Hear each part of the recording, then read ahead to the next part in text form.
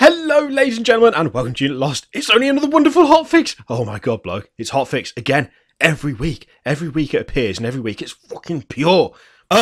We do not... What is hotfix? What is hotfix? Tell me what it is. What is it?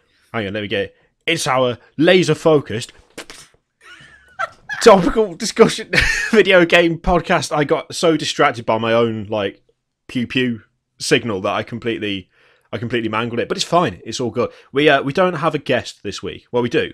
She's staring at you with soulful eyes. We did have a guest planned. It didn't work out, but it's fine because now you get to look at my dog for like an hour and a half. Although there will be guests on every hotfix from this week onwards.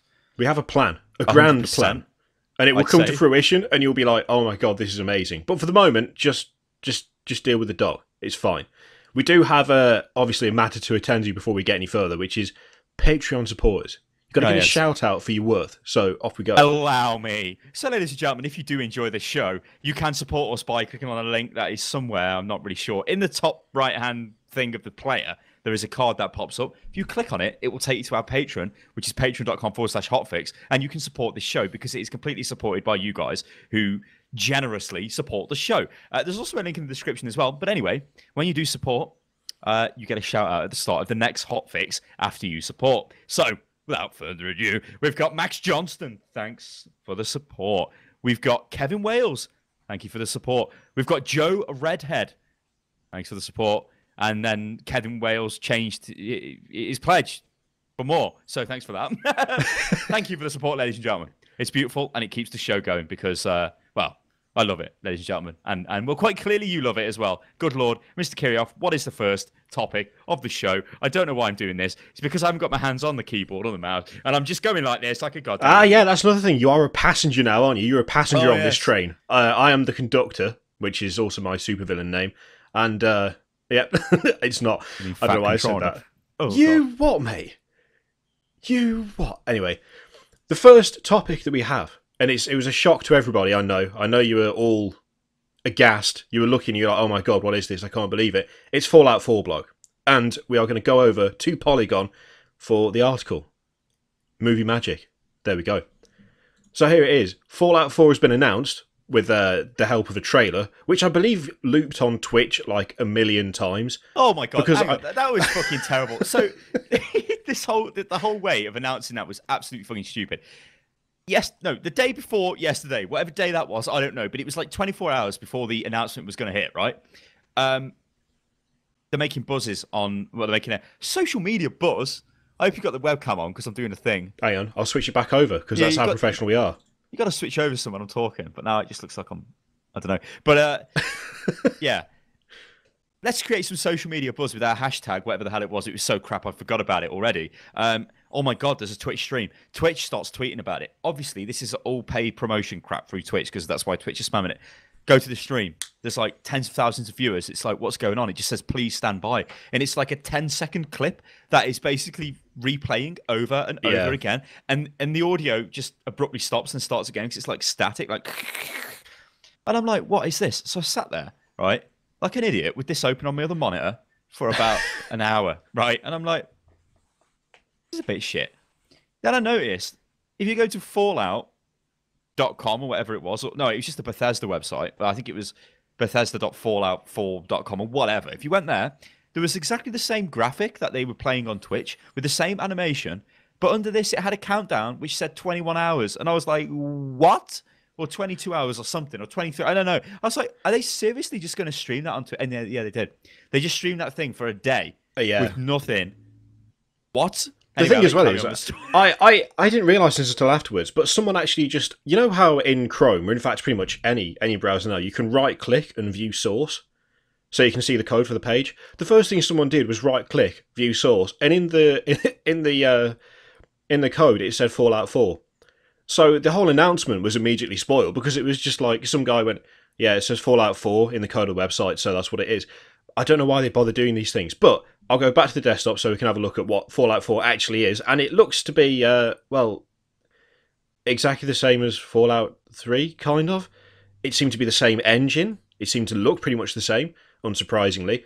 But it has got a few changes. There are a few different things. It's in a new environment, so it's going to be in Boston, as Polygon says here, there are some recognisable Boston landmarks.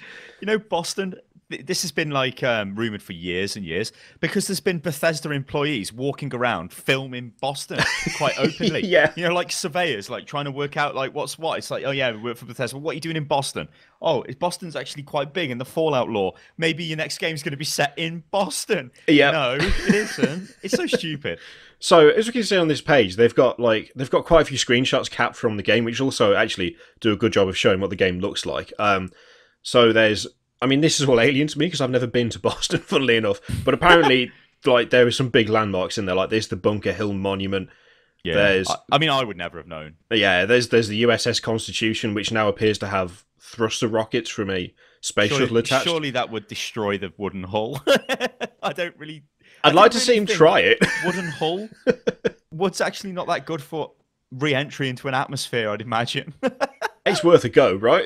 It's the apocalypse. There's nuclear fallout everywhere. Just mate for the stars. Or some sort of like nuclear mutated oak tree with super massive iron wood. Is that not a thing from Game of Thrones? Anyway, whatever. Ice from iron, is that no, iron from ice. There's also the Massachusetts State House. There's a crazy church that again apparently is significant. Fenway Park as well. I mean, all in all, to me, this was like, first of all, and we're going to go back to the cameras. All in all, first and all. All in all, what the fuck are you saying? Firstly, it wasn't a surprise. It wasn't even slightly a surprise because people have been talking about Fallout 4 for ages, like for years. As you say, people were wandering around Boston taking photographs of landmarks and stuff, and they were Bethesda employees, and people were like, oh, what's going on here? Oh, nothing. So that was a fairly big hint. Also, it's Fallout. It's the Fallout series. If you thought they weren't going to make a sequel of some kind or another Fallout game, you'd have to be an idiot because they sell really well and they're really popular. So that was pretty much a given anyway. The thing that I got from all of this is just that I don't think you can do these surprise reveals anymore. Like, more than anything, it's like Fallout 4 is supposed to be big news, really a surprise, but it was like, though, is it? This is, like you said, it's not. This is like going. I mean, there's going to be another Avengers film. This would be like, oh god, there's a teaser for the new Avengers film next year or in 2 years' time or whatever. Holy shit, I can't believe it. It's like odds on, it makes billions. They're just going to do it. It's like that's why there's no shock. I mean, I watched this trailer, right? So the stupid Twitch announcement, which is fucking stupid. And actually, if you follow me on Twitter, which you should do, that's my Twitter thing. No, it's not really. It's at Unit Lost Gaming. Both our links to Twitter in the description.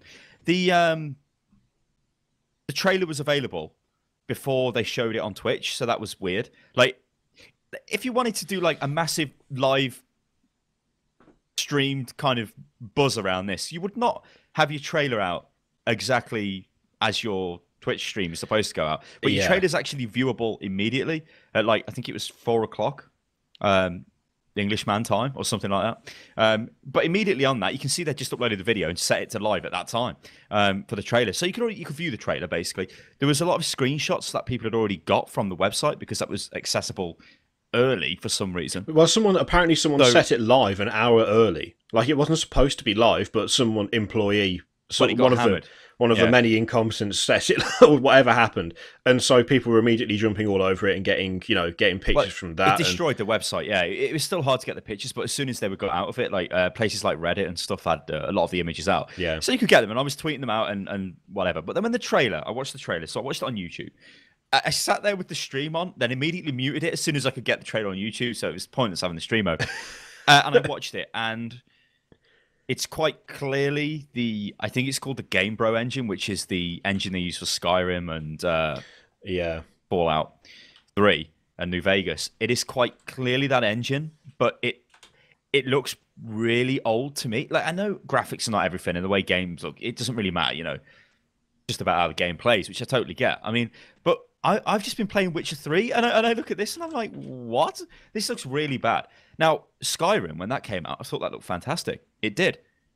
For 2011. 2015 now.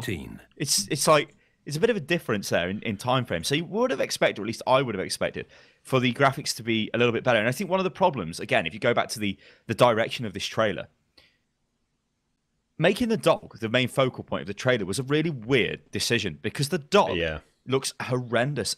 I mean, there were people tweeting back to me like, is this PlayStation 2? And I'm just like, I'm laughing at it. I'm like, it looks really bad. And at the end, like in the Polygon article Kiri was showing you, the first picture is the dog with the guy. That's like the end of the trailer where he's like, "Come on, dog," or whatever he says, "Let's go." And that's obviously your character who you play in the game. But the dog just looked like, what? I just was like, what? I mean, what they should have done is just, I mean, they showed like the environment as it was moving around. It looked all right. It looked okay. Yeah.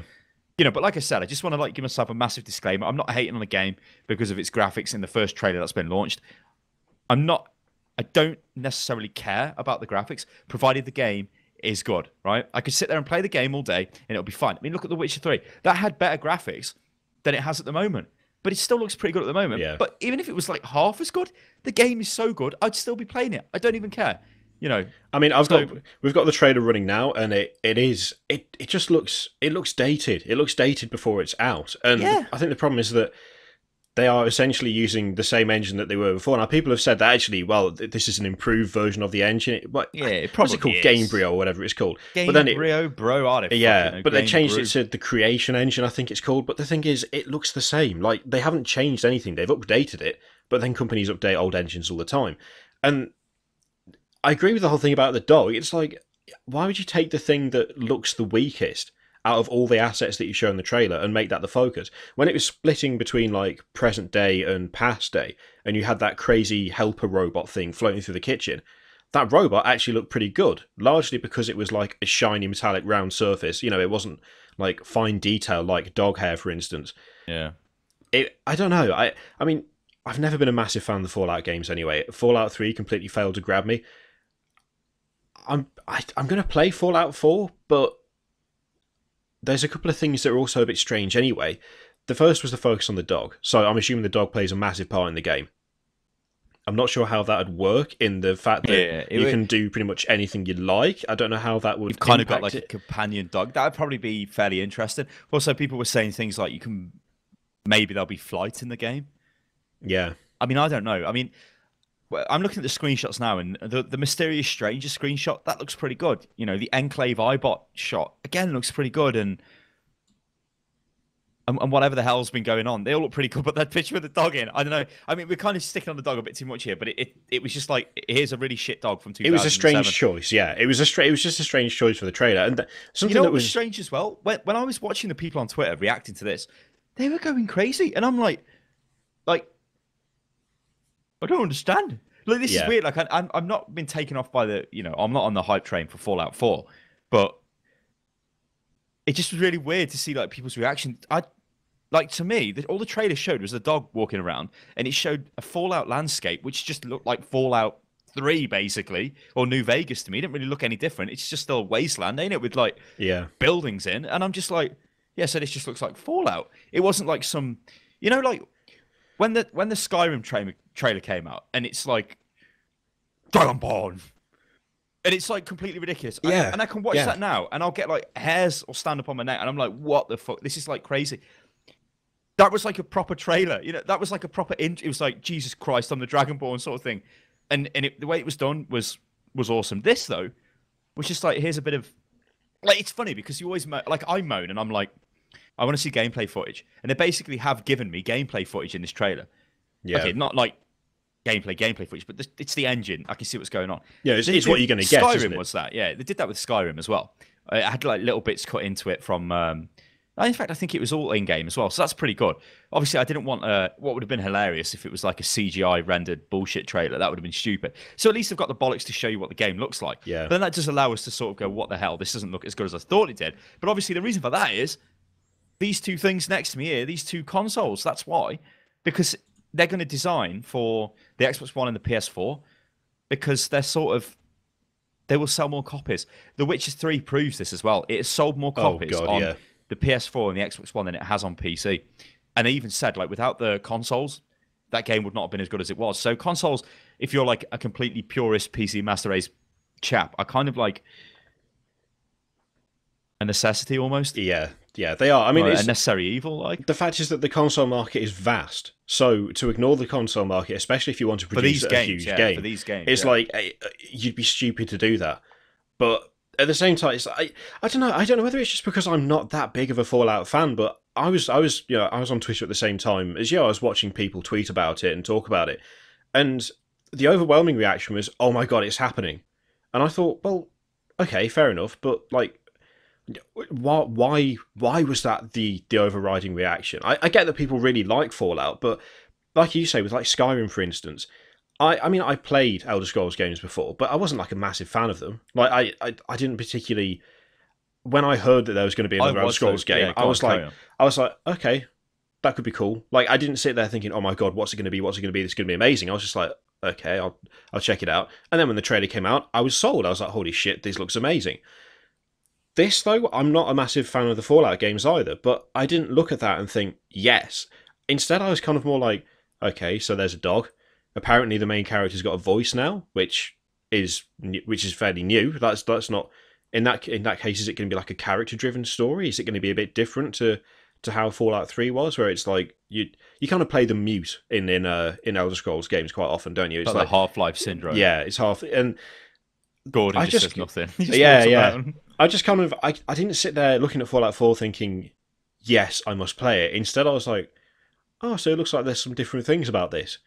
But that's obviously not like that's not the reaction from everyone. The reaction from pretty much everyone else was just to go mental. And when you look at stuff like, if you go on Reddit, like the on the gaming subreddit, the conversation thread for that was like 8,000 comments long, and it was mostly people going, it's the best thing I've ever seen. And I was just like, okay, it looks all right, but I don't know whether part of that is like me just becoming a bit cynical with these kind of reveal things and these build-ups and these kind of hype trains that get put into place. It's an interesting thing. I mean, like with Skyrim, I was absolutely pumped because I wanted it.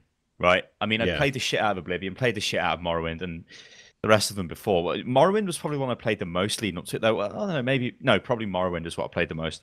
But when Skyrim came out, I was like, shit, I needed it. I needed it. And when they showed me the trailer, I was like, oh my god, and I'd been blown away. Now, if I was that mad for Fallout 4, maybe I would have been the same. But like, I'm just trying to be. It's kind of hard for me to sit back and like be objective in this kind of capacity, but. Obviously, I don't have the same, like, love's a bit of a cheesy word, but for the Fallout series as I do for the Elder Scrolls. But when I watched that trailer, if I was pumped for it, didn't really, like, take me on a journey or anything. It just showed me it would be like if you showed me, let's say Skyrim 2 came out. This would never happen because this is not how Elder Scrolls games are done. But it was, and it just ran through, like, a slightly updated area with mountains and snow and showed me a dragon flying around and that was it. I'd be like, well, this is kind of what I've played before. I wouldn't be like, blown away completely like I was with Skyrim. So I don't know. It's kind of hard to compare them, but I am looking forward to this now. I mean, I played a bit of Fallout 3 and I played a little bit of New Vegas, but like kind of like you, I never really played them that much. I think it was to do when they came out. So I see Fallout 3. I think that came out like 8 years ago. 7 or 8 years ago that came out, didn't it? It's quite old at this point. It's quite... I'm going to check, but it's like... It's one of those games that, like, I played it because people said I should, but it 7 years ago. Yeah. Yeah. God, that's a long time. If that came out 7 years ago, I think we spoke about it before. It's like, well, what games were you playing at the time? That's why you kind of missed it, sort of thing, and never really played it too much. Yeah. I guess the only saving grace, I mean, you can bang on about graphics and stuff like that. If this is as moddable as Skyrim, which I see no reason why it won't be, because that kept Skyrim sales going crazy, then people will just mod the shit out of it, and it'll look ridiculous anyway. So I guess it's not even really a problem. It is on consoles, obviously, because they don't have access to any of that. Yeah. But I don't know. I mean, are you? What do you think about, like? Do you want this? Are you like, holy shit? I want to see more. I mean, I want to see more when all the E3 stuff comes out, but I'm not. It's not going to be something I'm chasing after. You know? No, I'm looking forward to trying it because I'm hoping that this will be like the Fallout that grabs me, because Fallout 3 never did, and it didn't, to the point where New Vegas just passed me by. It was like, oh, okay, it's another Fallout game, and I just wasn't that bothered by it. But I mean, they're kind of Witchery, in The Witcher 3, like the dialogue in The Witcher. Yeah. They're kind of like that. The Fallout games are. They're a bit like, well, like you said, they're like cynical and dirty and real. Yeah. And I have to say, admittedly, something that I think kind of deserves credit from the trailer is the world is. I know that it's got like the staple Fallout stuff in there. You've got the armor from the Steel Brotherhood and so on, Brotherhood of Steel, whichever way around it is. But the games all have a very they're very recognizable in like the environment, because let's face it, post-apocalyptic Earth is quite a common environment to see. There's countless games who use that, but you kind of know when it's a Fallout game because of the style that they've chosen.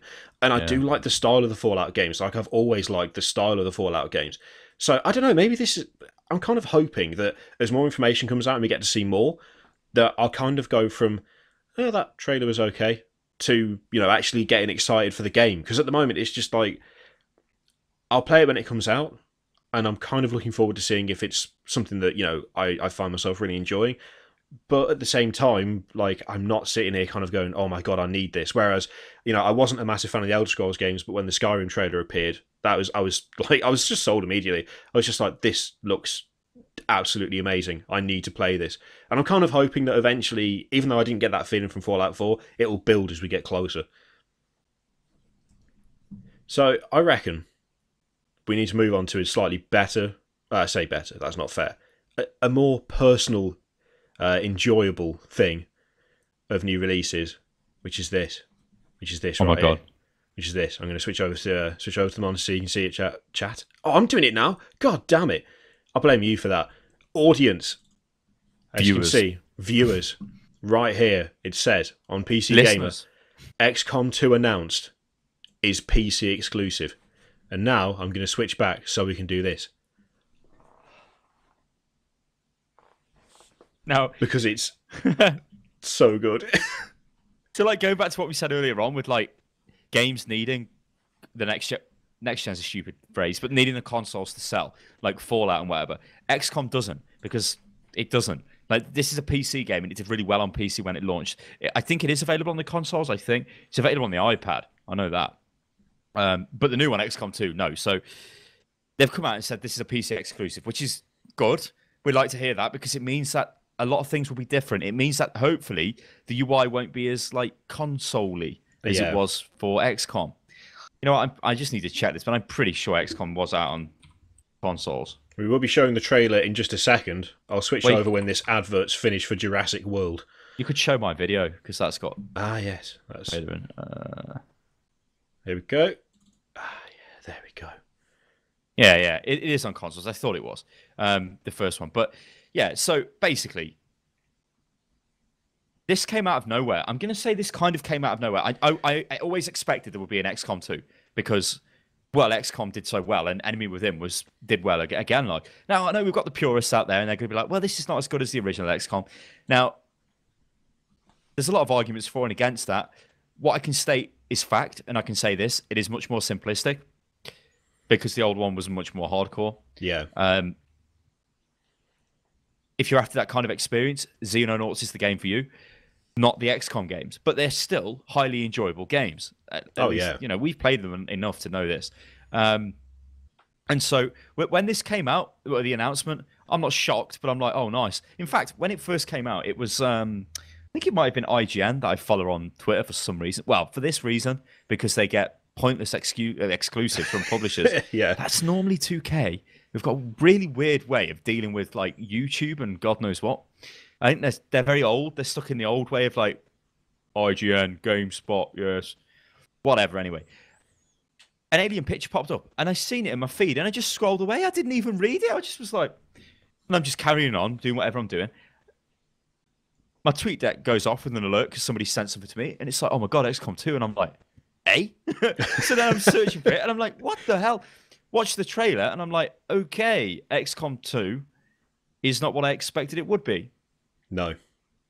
Because now this is kind of like, I mean, if you watch the video I've made, you'll see that, like, I kind of do talk in a bit of detail on what we can see on the trailer, and it's kind of like a trailer breakdown, but it's not. Well, I guess it is, but it's more me telling you what the features are in the game after some of them were released, and you know how I expected that or didn't expect that. So the premise of this is the Earth has been taken over by the aliens. Now, how that's happened, we don't know. So when we played XCOM, Mr. Kirioff, we won, didn't we? We smashed the aliens. We absolutely smashed them in. But what did we smash in? This is the question. We smashed in, was it a full-blown invasion?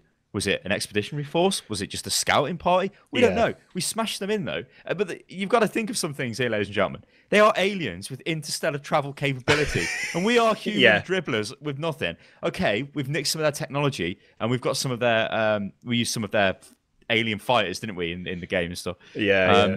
So we got some of their propulsion, but we don't know what their strength is. So they go this way or they go the other way. So this way they go.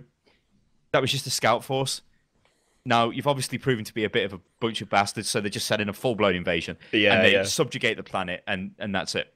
Or you lost, which I don't like to feel that we lost, because that to me is like you don't necessarily win, do you? At the end of XCOM, you just stop the aim. You just stop the invasion. Yeah, I'm kind of hoping. I'm really hoping that it is the case of it's like you defeated like the first wave. Like you fought really hard, but that was not the full invasion. That was like, if anything, that was like the scout and reconnaissance section.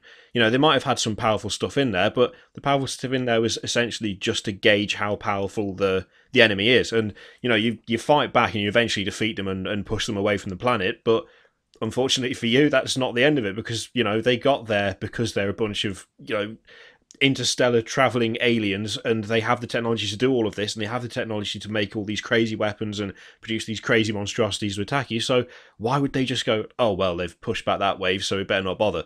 The chances are they're going to come back, and I really hope they go that way, because I think that would be a lot, for a start, that would be a lot fairer to the players, because for all the people who like beat the game, and you can obviously do multiple runs and stuff, but for all those people who played the game were like, yeah, we beat the aliens, absolutely demolished them, that they got destroyed. If they just turn around and go, yeah, no, you lost anyway, that would be a bit cheap. But the kind of the implication by the fact that you've got this kind of big aircraft thing. Well, yeah, which is the other thing. So you're, I forgot what it's called. It's called the Avenger or something. It's a repurposed alien supply ship. It's a mobile XCOM base. So what they're going for here, it looks like to me, is most people have played the remake of XCOM or even the old one. So we'll use the remake as an example, because the old one you could have multiple bases all around the globe. If you've played Xenonauts, you can have multiple bases in that. The remake of XCOM, you just have one base, but you can have like fighters stationed in different areas, but you just have one like central base kind of thing. It looks like the aliens have now got the central base because they control the planet, and you are the UFO basically moving around trying to cause uprisings in regions through like guerrilla tactics to cause the local population to attack the aliens. Because I mean, if you look through history, and even like recent history, military history that is, you'll see that when like an overwhelmingly powerful military force goes into a region, it doesn't necessarily mean it wins. It might do things to change the way that country operates. Just look at Iraq and Afghanistan and things like that.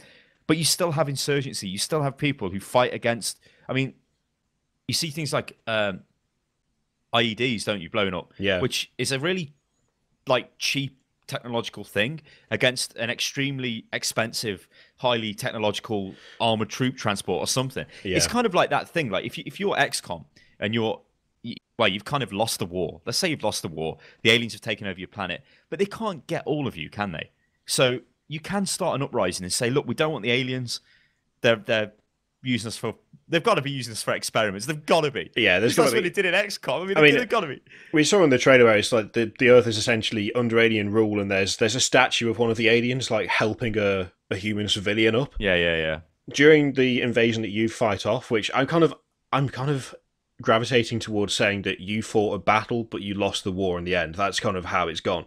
Well, I hope the opening cinematic, right, is the XCOM base, like from the old game, right? And it's like the commander turns around, well, not the commander, but the guy who works for you, and he's like, multiple signals detected, and like zooms out the planet, and there's just like massive alien battleships coming in. It's like, oh my God. And then he like turns around and says something like, all is lost. And then it goes forward in time. Yeah. And then you see the thing that the kind of the trailer showed now with like the aliens and the cities, because it says the aliens build ridiculous cities, and like they give us like loads of technology, and they cure every disease and all this shit because they want you to just work for them and do whatever they want us to do, but we don't know what that is. That's what I want to see. If it is just, oh no, you actually lost the invasion, I'd be like, well, no, because I repelled it. That would be really shit. That would be really I can't cheap. See him doing that. That would be dodgy. No, I think that would be that. For the story in XCOM isn't like massively. Like massively detailed or wonderful, but I don't think they'd be kind of cheap enough to just take the experience that you had in XCOM and just throw it away and just be like, no, you lost. Because that, as you say, that would just be really cheap. It would be a really crap way around it. But I like the there's little things in the trailer with Enemy Within. sorry to come in, but with Enemy In, you've got the Exalt storyline. Okay, so these are like alien sympathizers who have been mutated by the aliens because they want the aliens' power. So when you go back to the idea of the statue lifting the aliens up, those humans think they have been lifted up by the aliens, and they're sort of working with you. But again, when we played it, and all that stuff, we stopped that shit. We got rid of them. So they're not there. So if they were just suddenly like, oh no, they actually beat XCOM, that'd be annoying. But anyway, you were saying about the trailer. That would be another another neat thing, because in the trailer you've got the Snake Man for a start, and you've got which is from the original XCOM. But like, there's also the Thin Men. Yeah. If you notice them from XCOM, they get like that, like they've got snake. Yeah. Shit going on. Like they're like a bit of a reference to what's going on. Also, the Blade as well. The guy jumps up with a thing, which is like a bit ridiculous because he's like, why would he run up to an alien and chop it with a thing? But it looked like some sort of power sword style thing, like a 40k thing. But from XCOM Terror of the Deep, you do get vibro weapons, which are like basically that for smashing up Lobster Man, which is a really cheesy name, and like these crab things as well, because they've got too much armor for your weapons, but you can smash them with these vibro blades, like vibrate really quick and smash them. So I think there's like little callbacks to that. But I like that in the trailer. You've got that statue of the alien lifting up the person, and that like here, that kind of, I saw that and I thought that looks suspiciously like some sort of like Exalt propaganda, for instance, because when you fight them, they're all kind of, they're sympathizers for the aliens, but it's like, why would they be sympathizers for the aliens when every time you see the aliens, they're abducting people and like experimenting on them and stuff. I also like the idea of maybe if they kind of went like a bit of an espionage route with the story. Like, you may have wiped out Exalt, but what if there were Exalt infiltrators in XCOM? Like, you're recruiting people, and they're not working for you, they're working for the aliens, but you don't know they're working for the aliens because they're going on missions, they're doing this, that, and the other. And so in the end, when the second wave comes, not only are Exalt still alive and well because they've managed to, stop you from finding out where their other bases are, but they can just say, they can just lead the aliens straight to your doorstep and be like, here is everything that XCOM has, knock yourself out. And so that's how you end up there's loads of different things you could do with it. And I never thought I'd kind of sit there and get excited for the story of XCOM, but I'm excited about the story for XCOM 2 because there's a lot of questions that the trailer brings up that I really want answered, and I want to know how they're going to answer them and whether they're going to answer them well or whether it's going to be... I mean, I don't think it will necessarily impact on my enjoyment of the game because I don't really care about the stories too much in XCOM. Planetary defense style games because it's just about defending the planet. Although this looks like about recapturing the planet back, kind of taking the other way, like role reversal. Which, like, I honestly thought XCOM 2 would be a case of we've beat them, we use their technology, we're going to their planet now. We're doing something like on the offensive, like maybe some sort of super XCOM setup with like all the nations in the world realize now that. Because again, imagine a trailer. It will be all the nations in the world have gathered together. Their armed forces are all like loaded into fucking alien ships that we've captured, and we're like going over there. Or we've like reverse engineered their technology. We can get to their planets. We know where they are. So we're taking the fight to the aliens. And then when we get there, we can still act as the invaders because the aliens defending their planet. So it would still kind of act as the same thing. But then, is that feasible? Would humans actually be able to do that? Considering this is a massive apparently a massively powerful alien race with loads of shit. Could you actually do that? It seems a bit ludicrous. But then by the end of XCOM, you've got troops with like psychic abilities. You've got people who are essentially just robots but with a human head. They're piloting giant mech suits that can punch aliens through walls and take an obscene amount of damage. You've got their aircraft. You've got all their technology. You've in some way either repurposed, like reverse engineered, or just outright stolen their technology. So I think that could have been feasible, and I guess in a way that would have been interesting because it would have been like, not only did we beat off the invasion, but now we're not really any better than the aliens because we've gone to go and take over their planet, which is exactly what they did to us. But this way, it's like, I wonder if part of the idea behind this is you are still the good guys. Like, XCOM is still the good guys. The aliens have like taken over the planet. Whether it's with the help of Exalt or whatever, they've taken over the planet. They're obviously still the enemy, whereas XCOM is still, we are fighting to save humanity, etc. I still think it would have been fancy as hell, though, if you were actually attacking another planet, if you were the invading aliens as humans, because of what's happened to you. You've got every right to go and find these bastards. Alien freaks, and just waste them, because what have they done to you? They've fucking wrecked your planet, the bastards. But then, like, the thing is this even feasible, what they've got at the moment? How the hell would a band of humans actually manage to have survived in what appears to be like a secret base in the desert, well, a secret landing place or whatever the hell was going on there, with their massive ship, if the aliens I fucking got loads of them, and we'd just be flying it. They'd just be like, "What the fuck is that over there?" And they just go and intercept it and blow you away. So, what's going on there? You know, yeah, I don't know. It's kind of got problems like that, but no matter what you do, isn't it? It's like there's always going to be some. Just turn up and bomb the planet from orbit as well. They want to help the human. Wouldn't that be amazing if it turns out that actually, yeah, they are helping humanity? There's some sort of event, and they like by trying to take the planet back. Congratulations, you've doomed humankind. That would be awesome. It's never going to happen, but it'd be awesome. But or if you were attacking the alien planet, you could get there and find out that it's actually it's a nice place. It's not bad. Yeah. The guys you were attacking were just some sort of like rogue element of them, and they're trying to like plead, like, please don't get. They're like the exalt of the aliens. They're just a bunch of like traitorous assholes. I mean, the actual so far the gameplay stuff, there hasn't been like that much information. It's going to be basically standard XCOM fare as you'd expect from XCOM 2. But they've said that players will be hampered by limited resources, must constantly evade the alien threat in their new mobile headquarters. Yeah. And through stealth tactics and firepower, players will be tasked with recruiting soldiers and building a resistance network, as well as exposing the alien agenda. So it's kind of, I mean, to be honest, it's kind of self-explanatory from the trailer what's going on. But I don't know, I'm looking forward to XCOM 2. I mean, I really enjoyed the first one, and I say the first one, the remake, and we got a lot of enjoyment out of that as like recording it and just playing it by myself as well. Like quite often after we'd recorded it, it would only take like a couple of days and I'd be like, I want to play XCOM again. And I'd have my own save file running alongside. It was a very addictive game, even if it wasn't as complex as its predecessor. Yeah. I mean, it's kind of like about building these relationships with your characters, which I kind of alluded to this a little bit with my Massive Chalice video, where that game is basically a fantasy XCOM clone, but it has kind of strong foundations in, or like, well, they're trying to build like this whole thing of bloodlines. So if you grow somebody, like you know their parents grow some of these sons, they have a baby, you use them as like whatever, and they do well on missions, then they die. In that game, you've got no way of remembering them. But in XCOM, you go to the thing, wouldn't you? And you'd be like, Jesus Christ, do you remember? Well, in our case, like Solange, she was. We did that repeatedly, didn't we? You went to the I think she gave her life, didn't she? She was the mental one. Yeah, Solange did give it life. There's also Big Mama as well. She passed but away. Like what I'm saying is, you remember this, but in that game you don't remember. But whatever, like, so that's like one of the reasons why you would keep coming back and playing XCOM if there is no story. Other interesting features they've got is mod support. Now, this is quite a big thing because Long War is a pretty damn good mod, if slightly bullshit and really is really bullshit, and will sell you down the river like just for no reason. But it's a good mod and adds quite a lot to the game.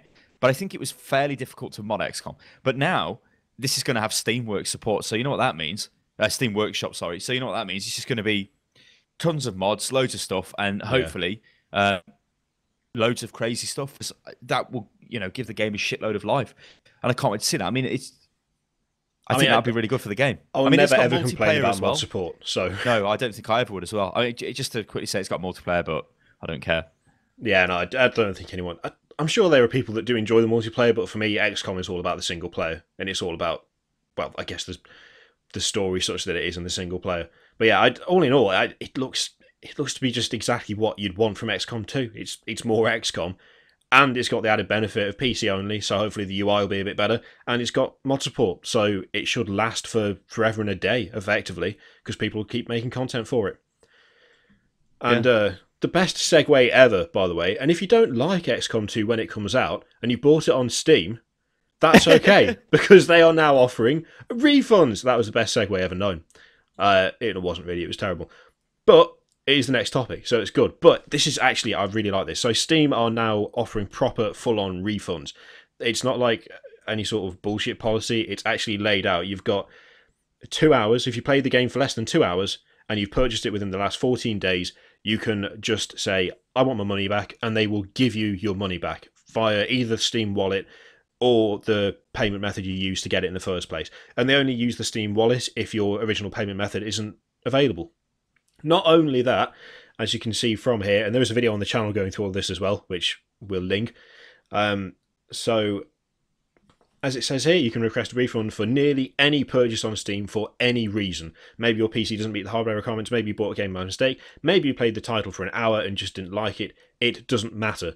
Valve will, upon request via help.steampower.com, issue a refund for any reason if the request is made within 14 days of purchase and the title has been played for less than 2 hours.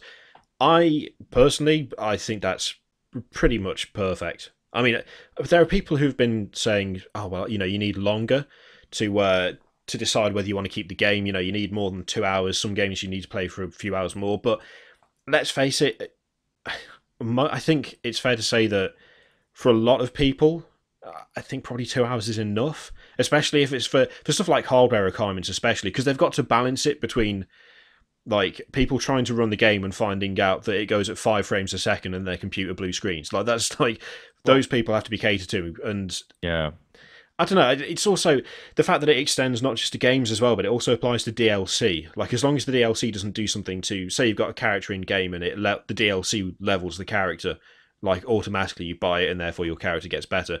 You can't refund that, but pretty much any other DLC, the same rules apply. It's like within 14 days, 2 hours of playing since the DLC was purchased. It applies to in-game purchases as well. So like it should. There's a 48-hour period for that too, which all in all, considering their history with right, you're not allowed to say all in all anymore. Do I keep saying it? I shall stop it. Given their kind of the way they've treated consumers previously, Steam, which isn't great, they've got a really dodgy support network for a start, and they've been not brilliant at curating their content and so on. This is a massive step forward for them, and actually the terms are pretty reasonable. So, well, this is the thing. I mean, the terms are reasonable, but any other product you can take back. You could have it for a week solid and still take it back and say, I don't want this. It's shit. Give me my money back. And they would. Like, it's good that they offer this now, which is good. I've seen some interesting arguments about this, or like points even, where people are like, 2 hours is not enough, or 2 hours is too much. And you get interesting things with like, what about games that are not actually 2 hours long? Yeah. You could go and buy that game if you were an arsehole, play the game, and then refund it. Also, what about piracy? If you buy a game on Steam, you get the files for the game. Okay, it's still got Steam DRM. If you unbuy it, they're obviously going to deactivate it. But ladies and gentlemen, it doesn't really take much effort to go away and find a crack file for a game, slam it into the Steam directory. Well, copy the files out the Steam directory, or do whatever. And then you've got the game. So you could do that as well. There are dodgy things to do, but I don't think many people are going to do that. What you said about the people not having computers good enough to run the games is laughable to us, because you'd be like, why the fuck would you buy a game if you know you can't play it? But most people, well, I say most people, there's a number of people who don't really. Yeah. And they would be like, oh no, I know somebody who bought Sims something or other, one of the Sims games, on a laptop, and the laptop didn't even have a GPU in it, and it doesn't work. And they've bought it, and they couldn't do nothing about it, which isn't right. That in their defense, they didn't know what they were doing. They just thought a computer's a computer and it'll play a game. You do get people like that. Everyone's sitting here with supercomputers doing whatever they like. But there was a very interesting comment, and I forget the guy's name, so I apologize. If you're watching this video, you know who it is. And they said, what about like people monetizing the games? Okay, so what about like if we went and bought a game, made a video on the game, we hadn't played it for 2 hours, and then we've got our money back, but we've made a video on the game. What's the situation there? Yeah. I mean, first of all, I'd say any game we were buying, we played for more than 2 hours. Easily, unless it's something totally shit like that fucking Akiba strip game or whatever, where we just played it for the laugh, But and also as well, I do need to clear this up.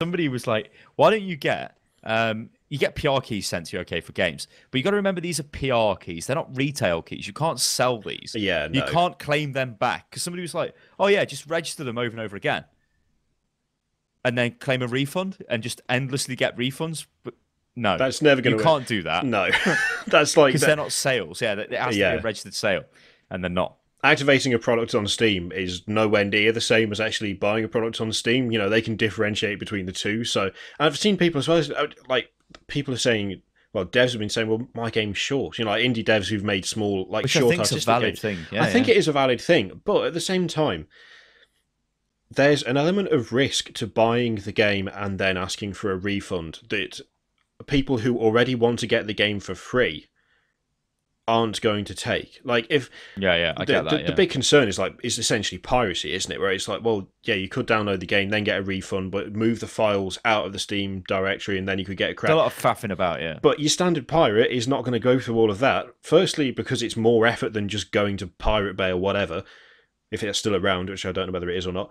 And secondly, if you do it too often, they have said that, you know, if you abuse the system, then you will no longer be offered refunds. Now, they've not actually said what abuse of the system constitutes, but I'm guessing if someone's account has like got every AAA title downloaded for like the last 6 months and then refunded within half an hour, they're going to count that as abuse, and they're going to be like, well, no, you're not allowed to do that anymore, and then you won't be allowed to get refunds anymore. So it's kind of, there are concerns to that. And also, for the devs that have been saying things like, oh, well, you know, my game's only like an hour and a half long, so this is, you know, people can just play the game and then get a refund and I'm out of pocket. There must be some way to tell whether a game's been completed. I mean, I think there's something about achievements, isn't there? Was there something about I don't know, like, but yeah, I get what you're saying. Like, if they track what's going on with the game, if you sat there and completed a game, you should not be getting your money back for that game, because that's like that's like you go to the cinema, you start watching a film, and you don't leave in the first. Well, if you leave in the first 10 minutes, like, shit, I want my money back. They'll give you your money back. But if you sit there through the whole film, then walk out, and go, shit, I want my money back. They'll be like, but so you've just watched the whole film? No, so there's got to be some kind of control like that. Another argument I've seen as well was somebody was like, 2 hours is enough time, because if a game isn't any good in the first 2 hours, then it's shit. Or if a game's only 2 hours long, it's shit. And it's like, well, that's not. It's a bit narrow-minded, isn't it? It's not really taking into account, well, essentially different kinds of games and different experiences. Like, people have said that, like, for really big games, 2 hours actually isn't enough. And in a way, I would agree. Like, so if you turned up to me and went, here's the next Doom game, which will be all over E3 and God knows what, and it was 2 hours long, you'd be like, what? You would feel robbed, because you paid full price for that. When full price is in the UK, it would be $39.99, which is AAA pricing, or even $49.99 for some games. It's also that thing of, if a game is really like a really big game, like a really complex game, maybe 2 hours isn't enough to determine whether or not you want to keep playing it. In that respect, it is a bit short. But then again, they can't sit. They've got to balance it. They've got to balance it between, you know, kind of accessibility and who is going to be asking for refunds and what kind of games people are going to be playing. And they won't have just decided on this as like a random thing. It won't have been, oh, Dave, pick a number, and he's gone 2. And the project lead's gone, yeah, all right, it's 2 hours then. They'll have actually looked at stats and like how long people play games for, you know, how long they play before they stop, how long it takes them to actually play the game, like between purchasing and playing the game, etc. It's not just going to be like pulling a number out of a hat. It will have been down to balance, effectively.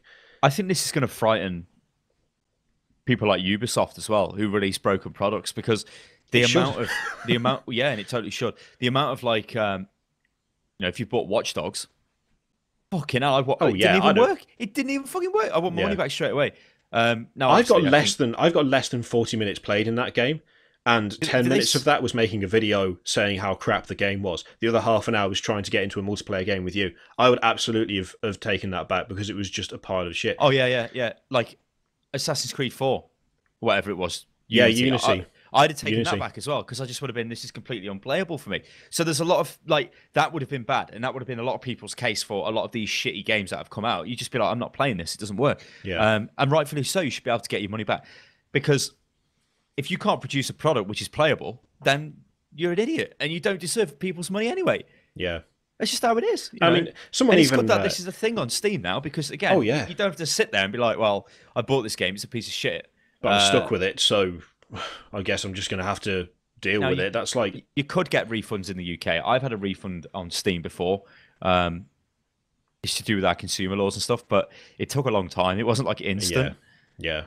It's like this is like an automated system, isn't it? Yeah. It's someone even said on Twitter, one of the PR guys for Focus said that this could have like a serious impact on the whole culture of day one patches.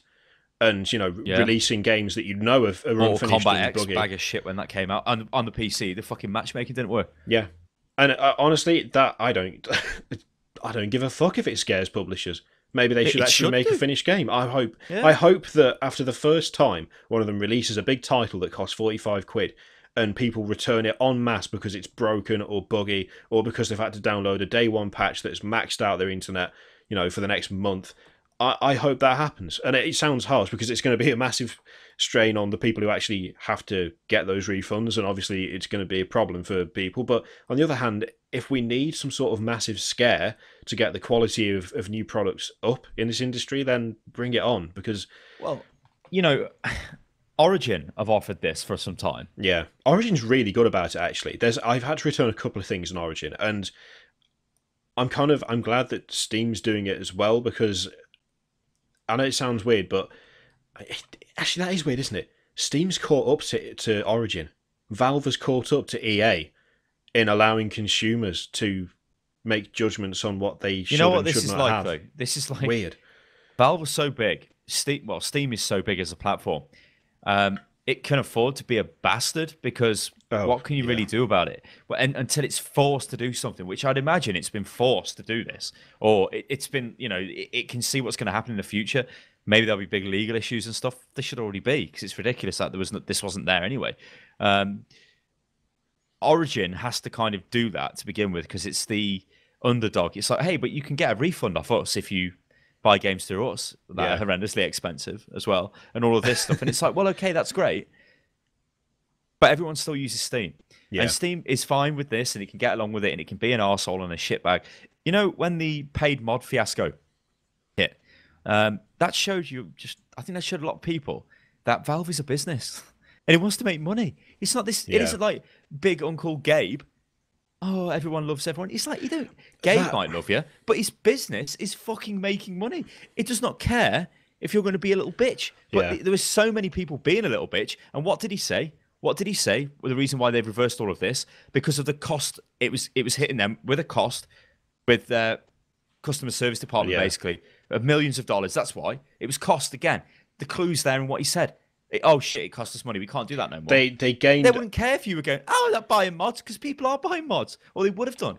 I want to say that it was wrong though. Yeah, I want to say that when they shut that system down, I think he said it was it maybe 10,000? It was either 10 or 100,000 is what they'd made from actually putting mods up for sale. I think it was the lower figure. I'm pretty sure it was about 10,000, because it wasn't live for that long, and people obviously absolutely cacked themselves over it. And he said it cost them like several million just in dealing with all the fallout.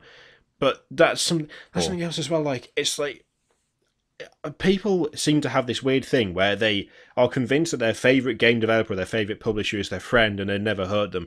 And it's such a weird thing, because that's not the case. Valve don't care. EA don't care. Ubisoft don't care. Nintendo don't care. Sony don't care. Microsoft, they do not care. They are companies. They are designed from the ground up to make money, and you're the consumer. So they are designed from the ground up to make money off you. They don't care about you. They care about whether you're going to give them 45 quid or not. And if you are, brilliant.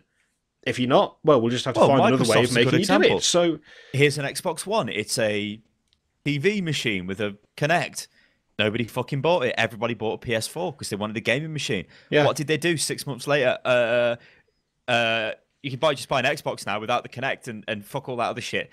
What did I do? Bought an Xbox because they dropped the price as well. Yeah. They only respond when people say this, like, vote with your wallet, okay? And that's fine, but everybody has to do it.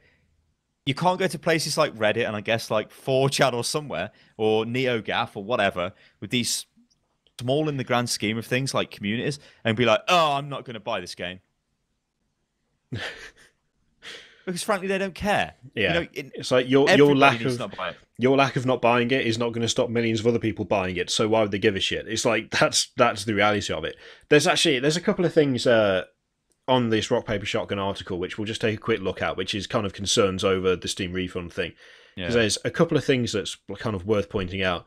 So one of the concerns here is it's also worth noting that any trading cards dropped in the opening 2 hours of a game, which of course is prime dropping time, can as well be sold before the refund is issued. This means these new changes go so far as to provide customers with a way to profit from buying and refunding games. Yeah, can you refund skins that you buy in Counter-Strike or like Dota? It's in-game purchases, so yeah, Yeah. within 48 hours for in-game purchases, as long as it's a Steam game or the third-party publisher has opted into the thing. So I'd imagine for things like Counter-Strike and Dota, you can absolutely do that.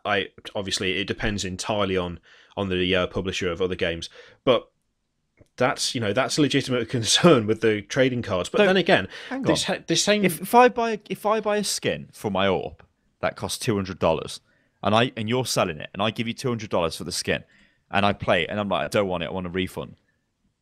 Do you then lose your $200 and just get the skin back? Or I don't know. Valve let you keep it? I don't know how trading items work. I assume if it's been traded from one person to another, then there's no refund eligible. I assume, because that would be dodgy if that was the case. Because that's how it works, I'm sure. It always frightens me, the Counter-Strike thing, because I don't understand it. I'm like, what the hell? Like, I'll see streamers, and they're like opening crates, and that's all they're doing on the stream, and I'm like, what is going on? I don't understand. Yeah, it's crazy. I mean, the thing with this trading cards is kind of interesting, but again, a lot of these concerns, it kind of strike me as like, there's an assumption that people are going to be able to get away with it, and I don't think that assumption's correct, because there's already something on the thing that says, abuse of this. If someone is like, all of these sales, all of this stuff is tracked through Steam. It's all built into Steam. So if some guy goes around, buys a game, gets a card, refunds the game, then sells the card, well, guess what? He's had to sell the card through Steam. Therefore, Steam has seen it. Therefore, if he does it every day for a week, he will no longer be able to refund games because it's abuse of the system. There's the same thing here with they talk about organised mob use of Steam reviews and so on. Like, you have to purchase and play the game to make a Steam review, but what if you purchase, play it, and then you refund the game? Yeah. Well, that could be used fraudulently. That could be used to damage a game for no reason other than you want to. But again, it could, if you do that enough, if every game you buy, like every indie game you buy, is refunded, they do allow you to leave a review, and then you could get rid of the game. Your review would still be there. Yeah, at the moment. Yeah, well, they should. Yeah, because the thing is, if I play Watch Dogs and it was shit, and I'm like, here's my Steam review, the game don't fucking work. Yeah. Here's my system or whatever. It didn't work. It was a bag of shit. And you should be able to tell people that, because you can't. Oh yeah, that's free speech basically. If I want to say something, I should be able to say it. That's absolutely fair. But again, I think people are kind of overreacting and thinking, oh, this is going to happen a load. But again, you're doing all of it through the same system. So if you've got a history of buying games, leaving shitty comments, and then refunding the game after half an hour, then at some point someone's going to be like, this guy seems to just buy games so he can literally hate on them, and that's all he ever does. Like that he's done that like 18 times in the last month. Does this not look a bit dodgy? You're not allowed to do this anymore. Yeah. I know the whole kind of abuse clause is it's vague. I think it's intentionally vague for that reason. Because there are so many different ways that people are already coming up with to abuse the system that by using Steam, you agree to their terms and conditions, and they state they can just get rid of you if they like. They can just ban your account, and they don't even have to give you a reason. So fuck you. When you buy games on Steam, you don't actually own the game. You're basically buying a license to the game. We've all seen examples in the past of games that just become no longer available because the servers are gone or whatever. That's what happens with games. It's a shame that is the case. In fact, it's kind of funny because, like, in the good old days where you bought games on, where you owned the game, you actually owned the game. There's none of this, like, I mean, PT's an example of that, ain't it? No, it's gone now. Fuck you. It's like, what? I've still got it on my. On my Xbox. I've got it on my Xbox. Hey, I might have though, because I'm sure there was a fucking a rumor that Microsoft are going to buy. You know what? We missed that last year. I don't have the article, but I can tell you everything about this because I watched. No, last week. Sorry, I said last year. I meant last week. But I know everything about this largely because Kat showed it to me. She actually sent me the video. She's like, "This is interesting. Have you seen this?" Essentially, the video. Yeah, it was broken by Funhouse, which are the new channel that are part of Rooster Teeth. They're the latest Rooster Teeth channel. They used to be Inside Gaming for Machinima. Then they left Machinima and joined them, and they now do videos for the No, which is Rooster Teeth's, I know. Yeah, I do know. Yeah. They do like a face cam news. Yeah. I know what you mean. Yeah. So a source that previously told them that the Microsoft Xbox One was going to be released without Kinect, and I think they gave the price, the specifications, and like a rough idea of when it's going to be released, summer of whatever it was, 2014, 2013, either way. And this source turned out to be completely correct. the Inside Gaming / Funhouse guys broke the story. And at the time, Microsoft said, no, this is nonsense. We're not going to do that. The Xbox One cannot function without the Kinect. This is a false rumour. We are definitely not releasing Xbox without Kinect, etc., etc. And then, like 6 months later, funnily enough, they released an Xbox without a Kinect because they were getting their arse handed to them. This same source got in touch with these guys again and said, so the reason PT was pulled from the PlayStation Store was as a gesture of good faith from Konami to Microsoft, because the two are in talks for Microsoft to buy the franchise, like the entire Silent Hill franchise, not just the new game, the lot, everything. And they need that. They really need that. If they did that, then that is like, well, I said, you see, this is a really shit thing to say. I say they need that and it'd be a good thing. It isn't really. It is a good thing for a dickhead like me with a PC and an Xbox and a fucking Wii and a God knows whatever. Because suddenly platform exclusives don't mean nothing to me. But to the average guy, it fucking does, because you don't have all this shit. You know, so, I mean, fucking hell, I want to play it on my PlayStation. Fuck, I ain't got an Xbox One. What'd you do? Well, Microsoft, they might bring it to PC though. There's the thing, they've already said, I think it was Phil Spencer, I can't. Yeah, pretty sure it's Phil Spencer said on Twitter, sorry to disappoint everyone, but this rumour isn't true. We're not in talks to do that. Now, the immediate reaction of the internet obviously was to go back to the Funhouse guys and go, oh, you lied to us and all that, even though they repeatedly said it was a rumour and they had one source, even though they trust the source from before. And of course to say that the source they had, which told them about the connectless Xbox One, everyone knew that was going to happen. The difference with that is that random idiot on the internet who knew it was going to happen at some point in the future possibly turns out to be right is not the same as guy who works for Microsoft gives specifications for product when it's going to be released and how much it's going to cost. Those two things are not the same. So random guy who turned out to be right, do a lucky guess, is not the same as trusted source who turned out to be right because he had actual information.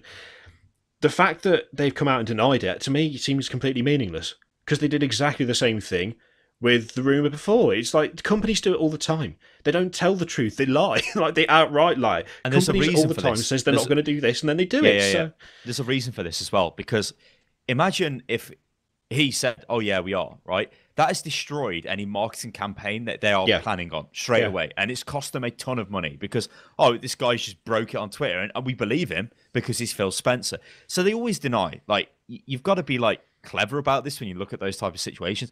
They're not just going to go in there. I mean, imagine him. I mean, he's a high-powered Microsoft executive for the Xbox division. If he was like, oh yeah, just suddenly went on Twitter and was like, oh, we're making this and this, and we bought this off these guys. Oh yeah, what? That just would not happen, you know. And I mean, the thing as well is that it was pointed out that why would Konami sell it? Because Konami aren't moving out of the market; they're staying in it, and they're still going to be producing games. Konami have also said that they're going mobile first. That's their priority. They want to make mobile games. Someone else said something along the lines of, "Well, why would they do it? You know, they're not doing it. They're apparently not going to be selling off Metal Gear or anything." The thing is, they've got several things that would work well on mobile. Like you could make a Metal Gear Solid mobile game. People might not want them to, but they could easily use the name. Silent Hill doesn't have the same drawing power that Metal Gear Solid does anymore. It's kind of got some of that back following PT because PT was such a runaway success. But it's still an older franchise that is not quite as popular as it used to be. However, with the success of PT, with Konami falling out with Kojima, for Microsoft to swoop in, grab the franchise as a whole, you could be looking at any number of things. You could be looking at HD remakes of everything, along with a new Silent Hills game. You know, they could do any number of things with it. So, even though it is just a rumour, and even though someone from Microsoft has said, yeah, sorry, it's not happening, I honestly would not actually be that convinced by what he says, purely because it is standard policy to either not comment or to deny. No one confirms. Like, this is the thing, right? We talked about Fallout 4 earlier, where people from Bethesda are walking around taking photos in Boston. And people are like, what the hell are you doing? And they're just, oh yeah, we're just taking photos. They're not going to sit there and go, we are taking photographs for Fallout 4, which will be out in 3 years. They're not going to do that. They're going to say, no, I don't know what you're talking about. It's standard company policy for any rumour or any question up until the point where they want you to know about it. So, I don't know. I found it interesting because it's like, they kind of did their due diligence and they said, it's one source. It's a guy we trust, but it's only one, so it's only a rumour.